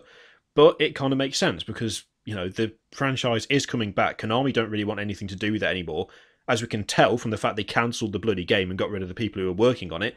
So, I don't know, it could be something that still happens. I wouldn't write it off by any point at this stage because, well, companies make shit up all the time. So, that's got nothing to do with Steam refunds, but Steam refunds are good. and possible purchase of Silent Hills from Microsoft. It's a bit of a tangent, but it is interesting. The next thing we've got, and this is one of my favourite things that I've seen in quite some time. I'll switch over now so you can see their headline. This is from Polygon. Those wonderful reporters at Polygon. Hang on, is this the headline Rock Band 4 is doing a lot of fun things you want it to do? Yes, it is. So, I'll scroll down a bit here. So, I'm going to... Is this... You know what, you do that. I think this might have been changed, this article. Hang on, you go. I'm going to read this out in the voice of the guy that I imagine wrote it. So, this is, I think, his voice. A few of my more effervescent, more gregarious, more alive colleagues in game journalism are on stage rocking out to The Killers. We are on the rooftop of a pricey hotel in Santa Monica at a press event organised by Rock Band 4's developer and publisher, Harmonix. I'm standing at a safe distance, drinking fizzy water, eating puff pastry canapes, and chatting to another colleague about politics in the Philippines. I'm having an okay time. So that's how the article starts. So it only goes downhill from there, sadly, because effectively this is a guy who was sent, and I'll pick stuff. Let me just jump in. I just jumped around just to see. No, I've got a picture of the from archive. .is where you can archive websites, or where you can see archives of websites. It's the same. I thought they changed the article, but it's not. It's the same. So it's still. It's just as bad as it was to begin with. Yeah, like they've just left it there. They might have brought it down and then put it back up. I don't know. I don't know what they've done. Essentially, this guy, this reporter for Polygon, I'm not going to call him a journalist because after that article, I don't think he deserves the title at all. He was sent to a preview event for Rock Band 4 because they're bringing that back. I don't know why they've decided to bring that back now because the Rock Band brand's been dead for God knows how many years, but they're bringing it back, which is fine, fair enough. And the entire article is basically just him summing up his disdain for Rock Band and the fact that he doesn't like music, he doesn't like crowds, he doesn't like being around people, he doesn't like playing plastic guitars, he doesn't like rock music, he doesn't like loud noises. This sums it up. Some of the journos on stage are as old as I am, and frankly... Hang on, I had to swallow. Sorry, I was like, oh, God. Some of the journos on stage are as old as I am, and frankly, no more rock starish than a bag of spuds. This game is for everyone except me. Now, if you're supposed to be a games journalist, you have to forget that if I was sent by Big Daddy Polygon to do an article on the next Super Mario game, you guys know me. I don't like Super Mario. But you know what? I wouldn't go there and then write a massive article saying, oh, and it was just this Italian plumber with cliched Italian accent jumping all over the place. It was this Mario guy is a fucking prick, and I'm better than him because I'm drinking fizzy water and talking about politics in the Philippines. I much prefer to play indie games while I'm... I much prefer to play Steam Greenlight indie games with review scores below 3.4 whilst some reason. Wanking off to my own articles. Yes. In the middle of the night, whilst I drink my Perrier water or whatever it is. It was just... Waiter, fetch me the fizzy water. Hey, this is ridiculous. It read so like someone's letter of resignation in the hope, like they wanted to get fired. That's what it read like. This guy did not want anything to do with it. Not to me. It read like... So the editor would get the people together, right, and would be like, right, you're going on this assignment, you're going on that one. And he's like, no, please, I don't want to do that one. I don't really like that game. And he's like, okay. Then he's asked Bob, and Bob said, I'm busy working on this other article for Xcom. So it goes back to Dickhead, and Dickhead's like, he's like, please, boss, I don't want to go on it. He's like, no, you got to go on it. So he's getting angry. And then Dickhead, for some reason, also has something else planned at that time, but he can't. He has to go to this event. So he's been sent to an event by the editor that he no longer likes because he didn't want to go to this event in the first place. So he's decided to be a bitch about it and write a little article moaning to say, ha, ha, ha, you deal with that. And... a fantastically pretentious article as well. Like, who really starts an article? There's not actually that much content in it when you read it. It's just like a load of crap. It's just him whining with long words about how he doesn't want to be there, which... I'm too intelligent for this game. Yeah. I tell you what, this looks pretty good to me, Rock Band does. I mean, I get that sometimes something will come through where you look at it and you think, I don't think I'm going to enjoy this. Hell, look, we're completely honest on this channel and you know it. We have received games where I've looked at it and I've gone, I don't think this is for me. But you know what? I've tried it anyway. And I've tried it anyway, partially because it's my job, and partially because you cannot go through life going, oh, I don't like it, I'm not going to try it, and then try and claim that you have any sort of knowledge on it. That's not how it works. That just makes you look like an idiot, which, coincidentally, is what this guy looks like. But that's what he did.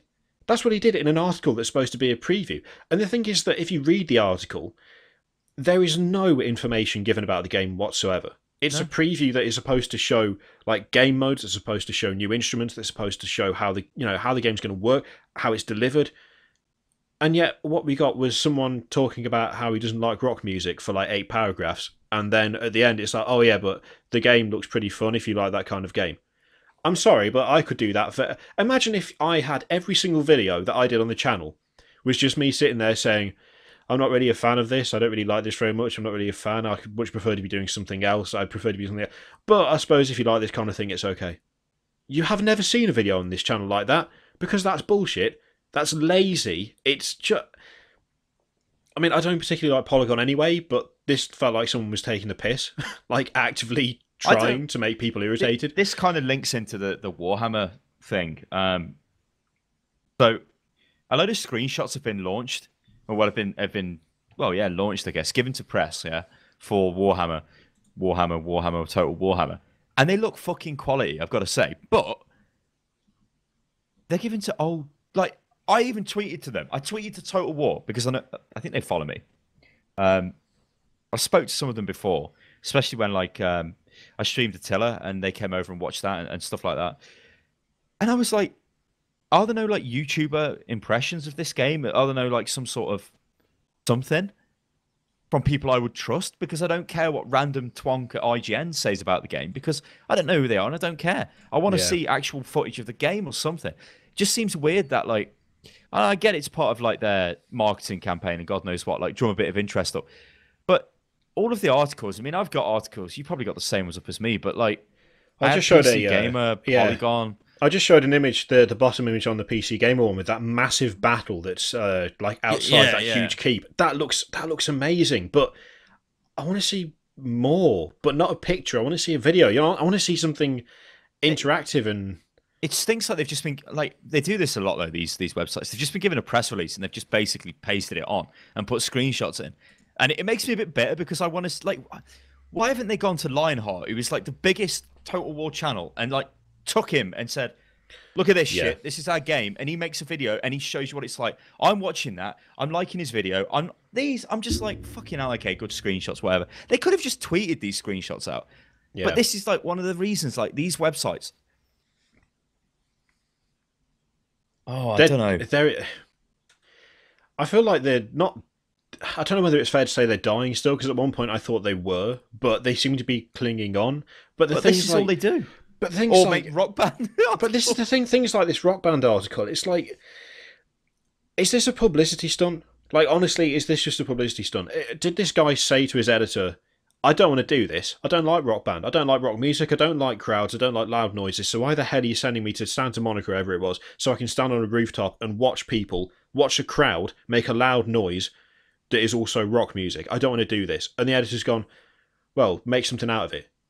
Like, because that's the only way I could see this getting passed. An editor would read, because it would be put in front of the editor and he'd be like looking at it like, this is not going on the website. Yeah, if someone sent me that, it's fine. If someone sent me the video equivalent, say that Unit Lost has like got multiple contributors beyond us two. If someone sent me a video that was like the video equivalent of that, I would just go, "What the fuck is this? What is this? We sent you to that place to look at this game. What the hell do you think this is? This is terrible. You're going to get slammed for this. I'm not publishing it." And yet it went up. Not only did it go up, but it went up, and they've just ignored it. And the thing is, this article's got attention, and I know it's got attention. I've seen it tweeted multiple times. I saw it turn up on Reddit and at least 2 subreddits, one of which was R Games, which is, you know, a medium-sized subreddit. It's got a fair number of people on it, and all of the comments are like, "This article is like crap. What the hell is this? Why is it so pretentious? Well, you know, why is he not doing his job?" Is it just intentional? Because that's really cheap. Like, that's really shit. That's using someone else's product. Like, Harmonix likely would have, I assume, paid for him to be there. I doubt they'd send him there out of their own pocket for. Well, yeah, they or at least put something towards it. Do you remember the whole fiasco in the past of like, people getting gifts, you know, Yeah, or getting true. wine and dined, and here's a free tablet and whatever and all that shit, and it caused a load of fuss because you're not impartial then. If you've been given a gift or you've been given money or something or be given a fancy trip, you're going to think, wow, this is great, you know, or well, you know, you're going to be more favorable, right? It's even if you say you're not. I mean, it's like there are reviewers on YouTube who exclusively make reviews and it is their main content, but then they go and take a brand deal to play a game that they wouldn't have otherwise played, and they kind of give their impressions on it. I'm afraid you've been bought. I don't care what you say, you've been bought, and that's just how it is. And so I think these websites, they all came out with statements saying like, we pay for this our own. Like, if you want us to come to your event, we'll come, but we'll pay for it ourselves and we'll go into our... Whether they keep up with that, who knows? Because, you know, you got to imagine, like, when you were there, if like when you go to an event, you know, we've been to some of the past, it's like, here's a bottle of wine we've bought. You remember when we were in Paris and we're having a meal? It's like, here's a really expensive bottle of wine. It's not, you know, it's like a €50 bottle of wine or whatever. It's not some cheap bottle of wine. Let's get another one, you know, and all this shit. And it's like, you can't really escape that. You know, if you were in an area, like they're putting a show on and then they sort of, I don't know, let's take the chat elsewhere and maybe they've got some food being served or something. For you to be in that situation and try and remain completely impartial, it's going to be difficult. Yeah. You know, I guess this is kind of like a wider thing, like for me, where I tend to, when we do like branded stuff on the channel, like we did, the last thing we did was the Civilization thing. They approached me and said, look, would you like to make a game, a couple of videos on Galactic Civ 3? And I'm like, what do you want? And they said, well, nothing, just do whatever you do. I'm like, okay, so straight away, that sounds good to me. And the game is totally a game that we would have made a Let's Play on anyway. So I'm just like, okay, I'll just approach this like a Let's Play and that's it. Because we don't tell you, you know, it's not a critical thing. It's just watching people play a game. So I'm fine like that. But yeah, it is a very murky area, I think. But this guy going to... it's just bizarre, isn't it? It's like it's got to have been approved. This has to have been approved. Like I agree with what you said. It has to have been approved by the editor. Yeah, because he's read this and let it, or she, or whoever it is, and let this go on the site. I doubt they allow you to just self-publish because you could destroy their name. Yeah. So they're not going to allow that. Which just makes it worse in my eyes, because it means not only was this guy an idiot in that he went and he wasted everyone's time and didn't do his job, but then the person who effectively, you know, tells him whether what he's done is appropriate or not has gone, yeah, no, that's fine, which is like, that's blame on two people.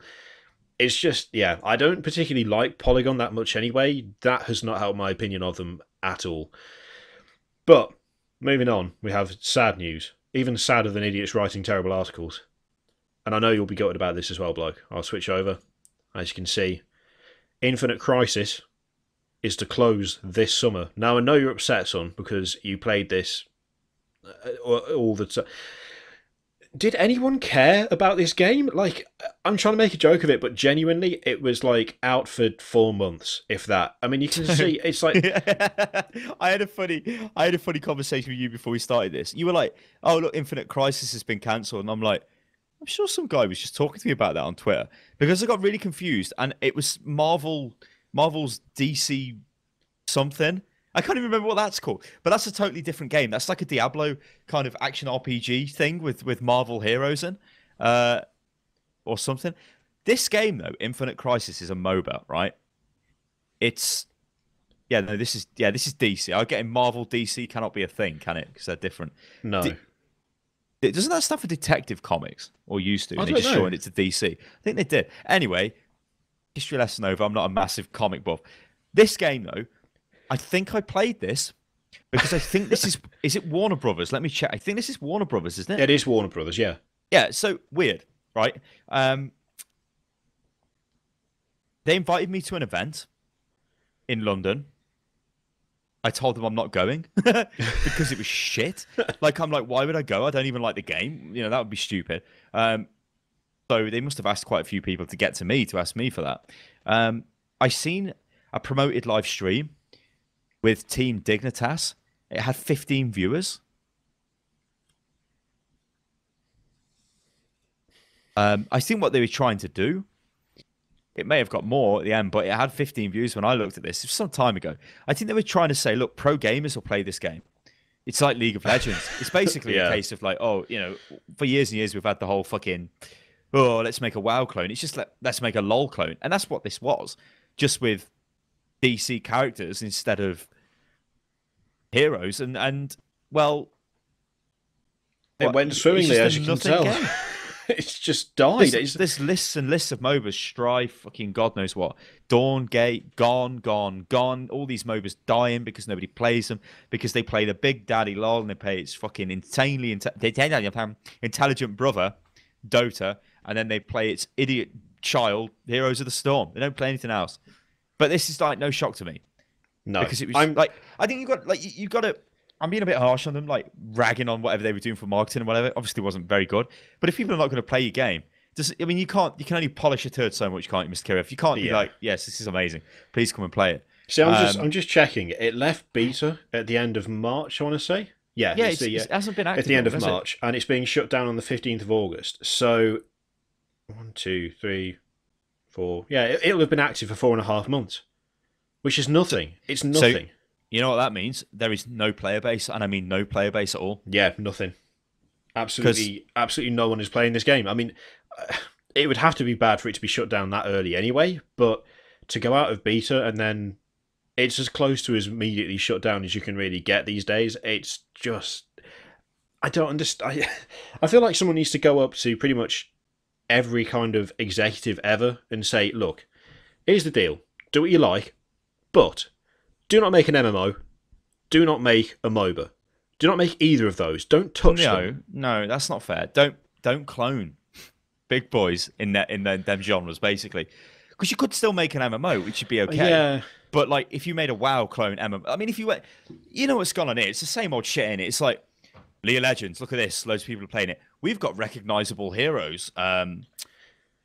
Let's make a MOBA. Batman fighting the Green Lantern. The Green Lantern shit. But anyway, Batman. Yeah, that's why Batman's at the front of the fucking pitch because he's Batman.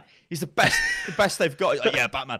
You know, but like, oh, it's just so shit. I'm glad it's collapsed because I'm not glad because obviously people lose their jobs and stuff, but it's just, they're just nothing games. It's just another example of something that someone has done, not because they want to make something good, but because they want to make money. And I know we said earlier that companies are out there to make money, but at the same time, they're out there to make money intelligently, not just like throw cash at a project in the hope that one day it becomes big, which is what a lot of these games feel like. And I'm guessing to a lot of people, that's what Infinite Crisis felt like. An attempt to just get money from the League of Legends crowd, and as a result, no bugger played it, and now it's shutting down like as it gets out of beta, which is... it's a shame for the people working on it, but at the same time, I don't think gamers are losing anything by it disappearing because it clearly didn't have anything new to offer. Unless you were, like, again, totally addicted to Batman or something. You just wanted to play as him. I mean, in which case, play the Arkham Asylum games. The Arkham games, even. Yeah, just do that. I can't wait to play the next one. Oh, it's nearly out. Even though it's full of pre-order bullshit. Yeah, but, like... but that's just... everything's full of pre-order bullshit now. That was a video I was going to make. Well, like, that is bad, right? There is some fucking quality shit though. Like, have you seen the Batgirl woman thing? Yeah. What? Yeah. Like, there's some sort of mental DLC that's coming out. I mean, it's typical Warner Brothers in that it's very over the top in terms of pre-orders and DLC and stuff. But I don't know. I'm going to have trouble guessing. Right, we go back to voting with your wallet here because this is a game with a ton of different options based on what retailer you buy it from. Yeah. Right, go to one, get the Batmobile. Go to one, get a fucking golden Batarang. I don't know, loads of shit. Right. I want that game, so I will buy that. Well, they'll probably give it me, but I would buy that game. Yeah. Yeah. I'd just buy it from anywhere because I don't give a shit about what bonus I'm going to get. But in their sales figures, it'll be like, ooh, Mr. Silosa bought from this distributor because he must have wanted this, like maybe a load of other people did. So when you go back to voting with your wallet, and I'm saying, give me this again. But I might moan about it and go, oh, well, look at all this. But I'm still buying the game because I know it's going to be a fucking quality game because it's a Rocksteady Batman game, which are just insane. Insane. All the two they've made have been like the fucking amazing games. Like, I don't care too much for Batman, but I was like, shit, I'm playing Arkham Asylum. I'm like, this is fucking amazing. Yeah. That's the thing is, I kind of half-jokingly complained about the pre-orders and DLC stuff, but it's like that's how things are, and it's like you can vote with your wallet, and if you want to be principled and say I'm not going to buy it now, I'm going to wait until the inevitable complete edition or Game of the Year edition or whatever comes out whenever, where all the pre-order stuff will inevitably be folded into it. You know, then those people with that attitude. I'd never like that attitude is okay if you're locked away in your own bubble and never speak to anyone ever. Because if I just sit there and go, wow, Witcher 3, I'm really looking forward to this. I'll get it on sale. I'll get it when it goes on sale or some shit. Now, this is assuming you've got the money to buy the game in the first place. I know games are expensive. But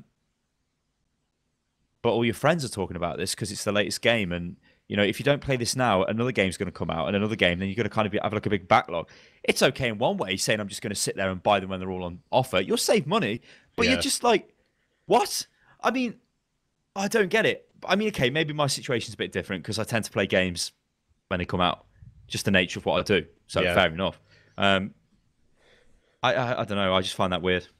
I can't do it, but I know that there are people out there who are perfectly okay with just missing stuff when it releases, which is, I guess if you're happy to do it, then more power to you. But for stuff like Batman, it is a case of vote with your wallets, and unfortunately, if we don't get 2 keys for it, then I'll be voting with mine and saying yes, please, I would like this game because it looks really good.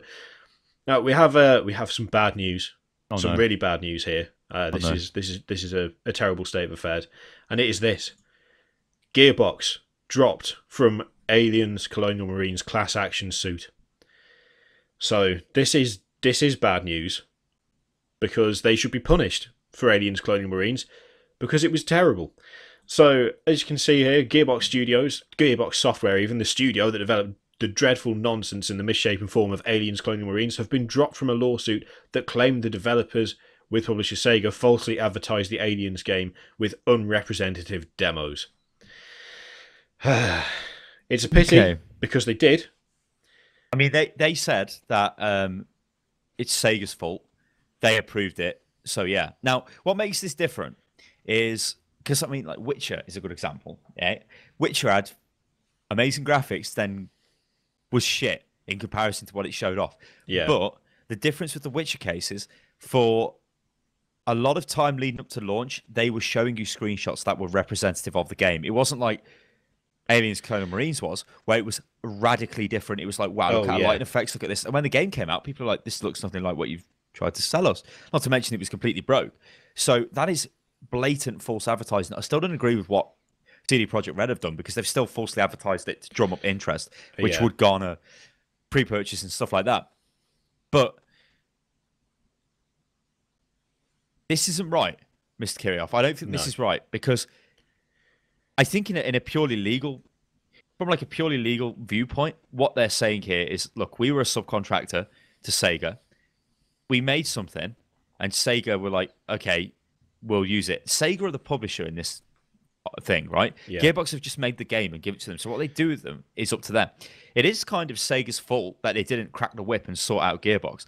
But we all know the story behind this, because they kept failing to meet deadlines, and Sega were getting really angry because they're losing money. And they just decided to make as much money as they could by throwing it out the door, which isn't good on their part. But I mean, what the hell were Gearbox doing in the first place?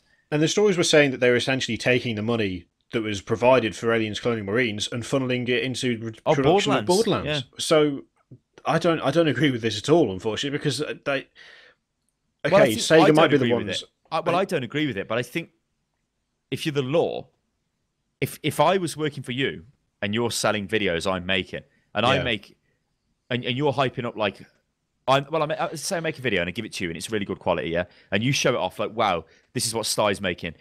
It's going to be a 10-part series, and then I just make 10 videos that are completely unrelated to it, and I give them to you, and you're like, this ain't what I fucking wanted, but I've left it so late. You're in this shit. You've got to make the money back because you've paid me to make these, and then you just throw them out. You're as bad as me, really. So what the hell are you doing? Yeah, but I mean, you're the one in control. You could have stopped it. You could have been like, no. Yeah, it's. I think it is a case of legally they can be taken out of it, taken out of the equation. Gearbox. But at the same time, you don't take money meant for one thing and put it into another thing. You don't deliver late on projects. You don't fuck people around, which is what they did for the entire process of development. I mean, one of the Rock Paper Shotgun guys said at the time that it was released that Aliens Colonial Marines is not only a truly dreadful addition to the Aliens canon, but it's somehow taken 6 years to develop a game that feels not only a decade old, but utterly falling to pieces. He's absolutely correct, because it was dreadful in every single way. It's the worst game I've ever played, yeah. And whilst you can argue that legally that's Sega's fault, they published it, etc., etc., the blame also falls with Gearbox. It just does. You know, they are the ones who put the work into this, and apparently they put so little half-assed work into it that when it released, it was just a bag of shit. So the fact that they're not being like actively punished for it is not right in my opinion. You don't enter into an agreement unless you can fulfill the agreement. Now, okay, there may be like sometimes there are pushbacks and problems that you don't see, unforeseen circumstances or consequences, even as Gordon Freeman suffered from. You get that, but it's just a shit show. This was. I mean, like, really, they should all be thrown in prison, but they can have 5 years taken off the sentence for giving me Homeworld Remastered, which was still buggy, but it was Homeworld, so I let them off. Nah, that's a bit harsh. I think, like, I think both parties are to blame here, but it looks like the case has been, like, it's been seriously dropped down. I mean, Gearbox still have to pay their legal fees. They're not getting them covered, so that's obviously going to be something, because it's not cheap. Especially in the US, I've heard it's an astronomically expensive endeavor. Well, it is in this country as well. And it looks like there's only now 2 people who filed the claim, so it's not class action anymore. So that means, like, I think in terms of what you can actually recover or win in the case is much less. So it's not as damaging. But Sega should be held accountable for not controlling them, and Gearbox should be held accountable for not doing the work that they were paid to do. Yeah, because that's what happened. But Sega are ultimately the ones who okayed what they were showing at trade shows and okayed the launch of the game. So, I mean, I don't know. I'm starting to lean on that. I mean, Gearbox might just be fucking incompetent, and that's their thing. It's possible. Well, they're not incompetent because they made the Borderlands games, and I've never really been a fan of those games, but they do work and they are quite polished and they're quite well. They're good for what they are. But yeah, I don't know. I just think they're both crap. It's just a shitty situation. Well, it worries me with Sega because they're Creative Assembly. The Warhammer game could be terrible. Rome 2 need to go back and speak about that. You know, they're obviously saying, like, we want a game made and this is when it launches and that's it.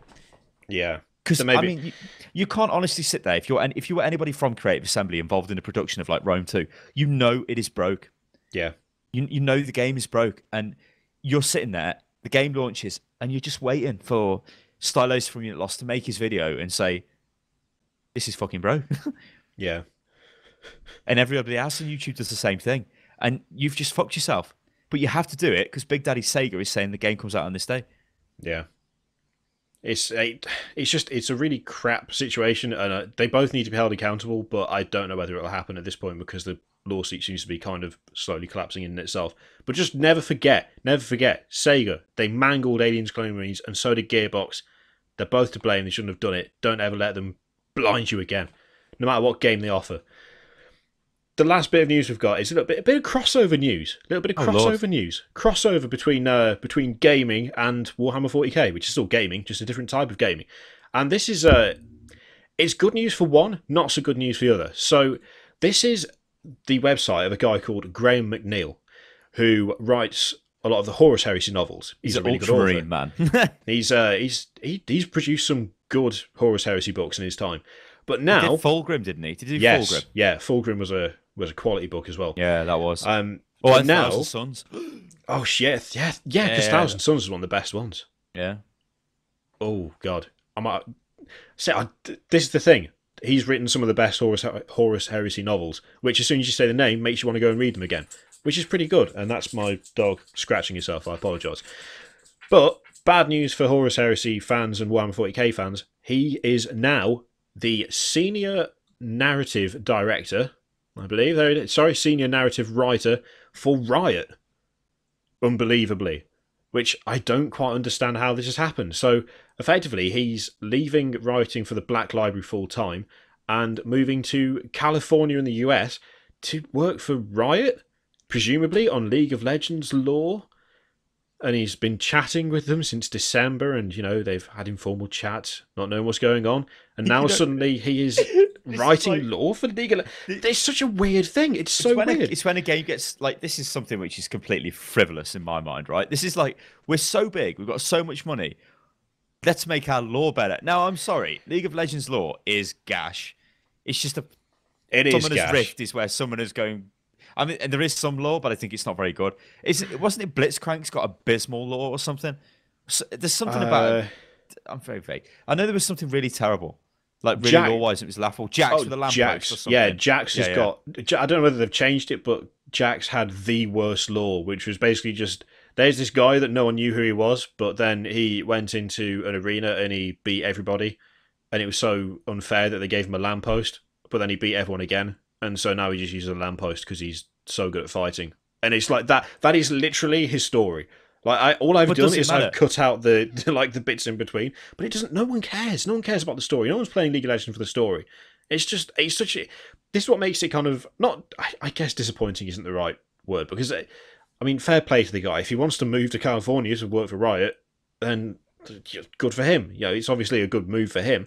But at the same time, it's like it's just such a weird kind of pairing. Riot and the guy who writes Horus Heresy novels. It's got to be. There must be fans of 40k. They've got to be. And they're like reading his stuff and thinking, this is pretty good. We want this guy to come in and start developing the characters because he's developed people like Fulgrim and fucking everybody else from the Thousand Sons. But we want these characters developed. We don't really have much lore. I mean, think of it from his point of view. If you are writing these complex lore novels, essentially, for a massively complex universe, if you're given the chance to just basically invent your own universe with all of your own shit, which is pretty much what he's got here, you've pretty much got a clean slate because there's fuck all lore in League of Legends. You're going to be like, well, fucking hell. In a way, how much you pay me, right? And they're going to be like, well, fucking loads because we've got loads of money.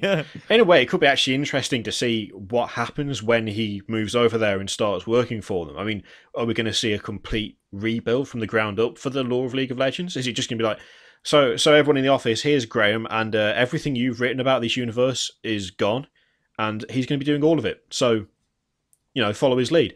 Well, he'd probably be the lead. Yeah, he will, won't he? But you'll have like a team of writers, I guess, because it'd be quite a bit to do, wouldn't there? And he'd be like, well, let's look at... they could do so much with this game. Are they going to start like integrating the lore more into the game so that there's like a reason for doing stuff? Yeah, they're going to be like novels on the game because...